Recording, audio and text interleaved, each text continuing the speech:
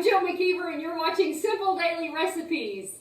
Today I'm making a Moroccan potato and chickpea stew in the iPod just for you. The recipe for this stew should be tucked in the video description underneath this video. So right there where you see download my oil-free PDFs call to action, if you'll just scroll down, you'll see the recipe there. Post in the comments below if you got an Instapot for Christmas. I want to hear from y'all. I love my Instapot. I have 3, and I have been cooking with them for several years now. I've learned a lot, so if you have any questions about using your Instapot, go ahead and ask me.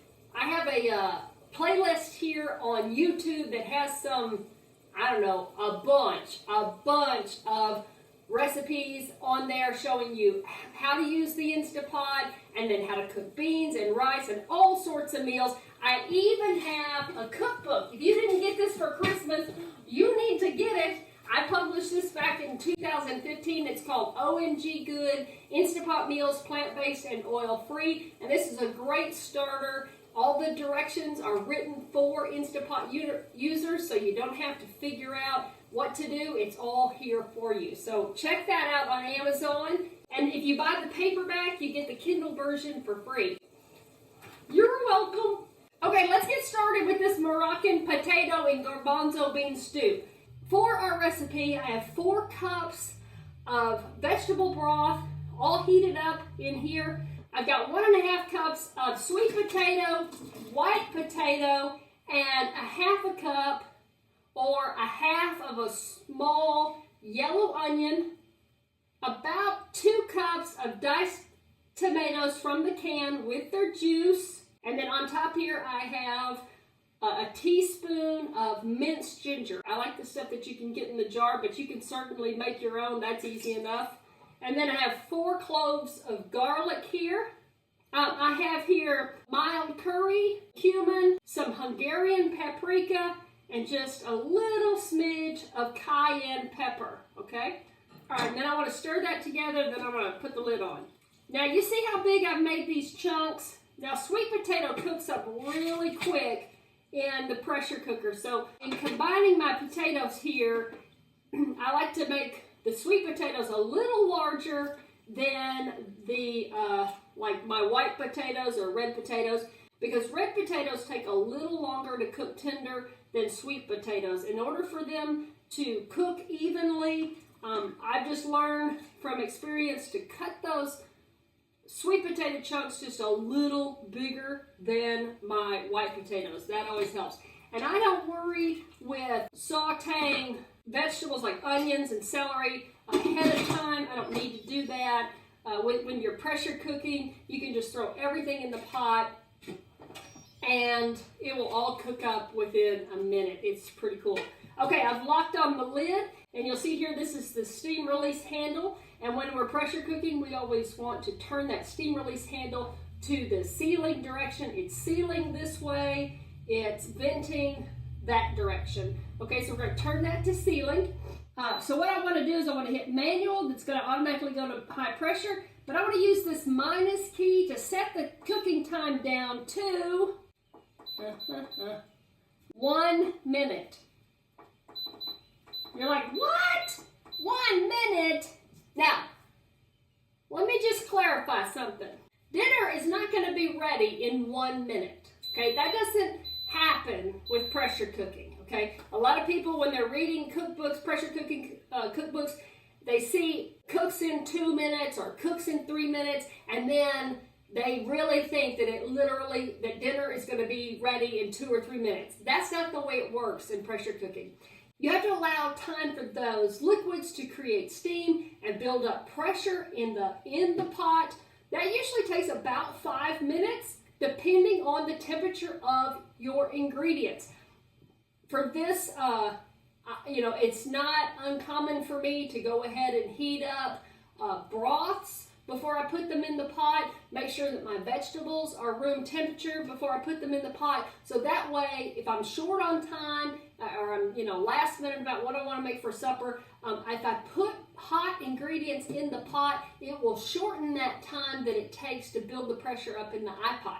Or the pressure cooker. So it's going to take a few minutes to do that. Then, once the pressure is up, right here, all pressure cookers have a lid lock rod. And when the pressure builds up in the pot, this lid lock rod will come up and it locks the lid in place. So there's no way, like right now, I can move this lid, but once the pressure has built up in the pot, this lid lock rod will come up and then the lid is locked on. And there's no way you can get this lid off until that lid lock drops back down. This is a completely safe way of cooking food. So that's going to take just a little bit of time to heat up. The cook time will begin.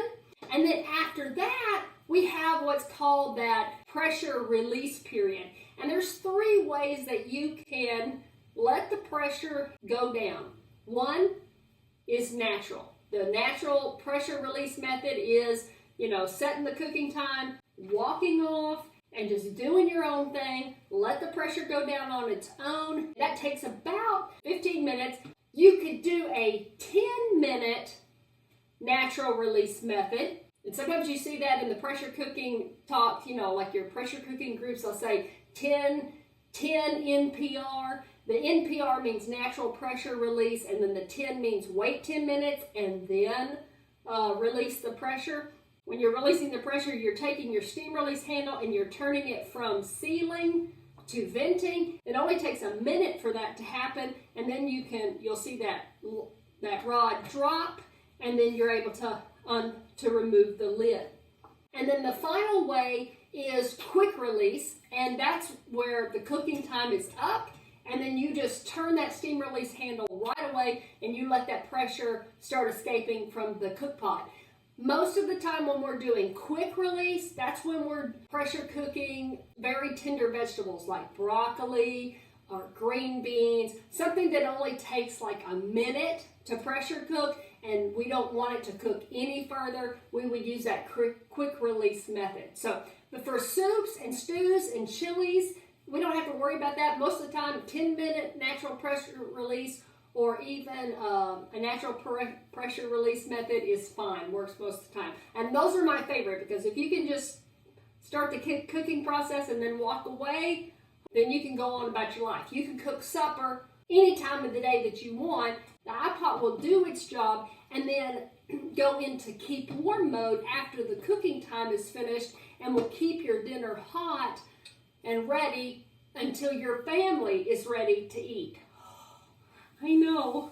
Again, I love her. She's so awesome. Now this is my acorn. She's a little different in that her little lid lock rod sticks up beyond the surface. So when this lid lock drops down, it's really flush with the lid, versus the lid on the other models, the lid lock rod will drop down below the level. Okay, so this is how simple it is to release the pressure. Do not be afraid.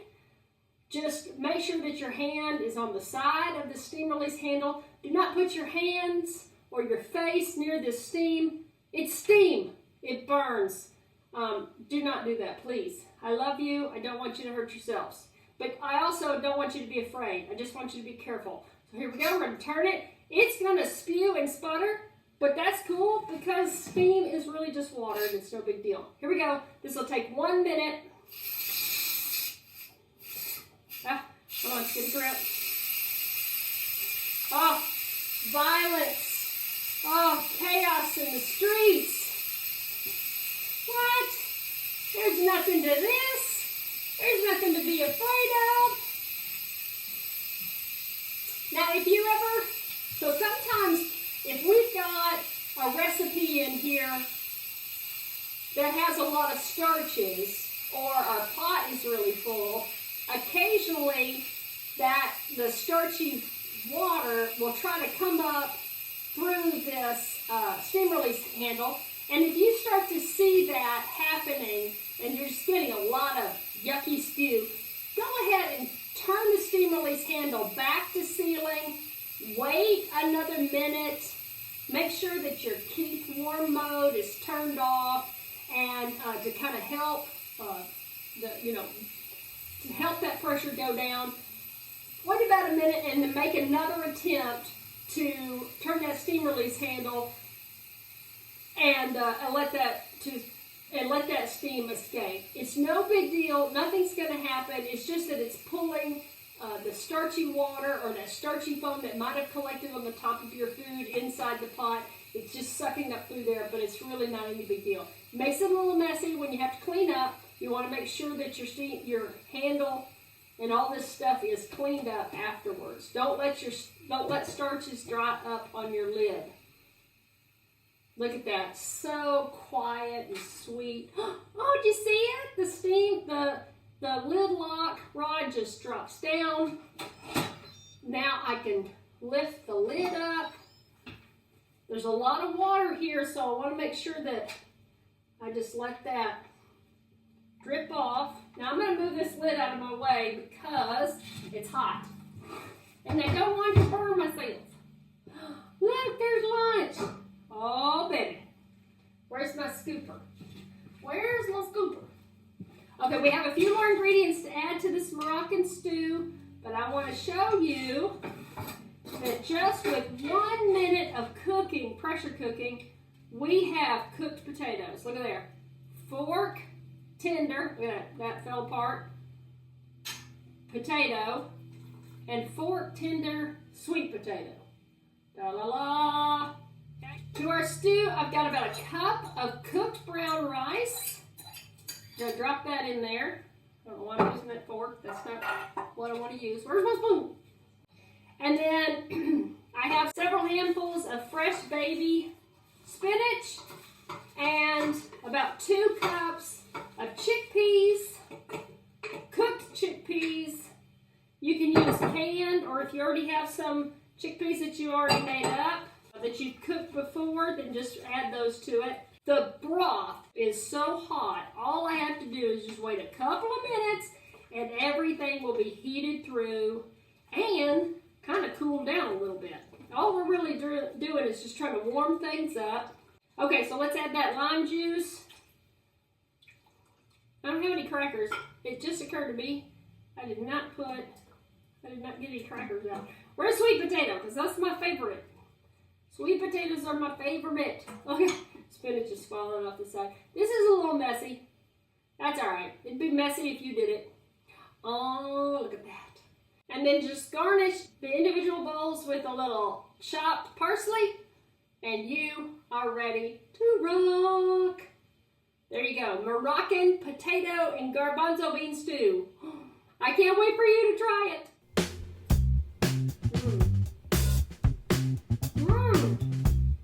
Oh yeah.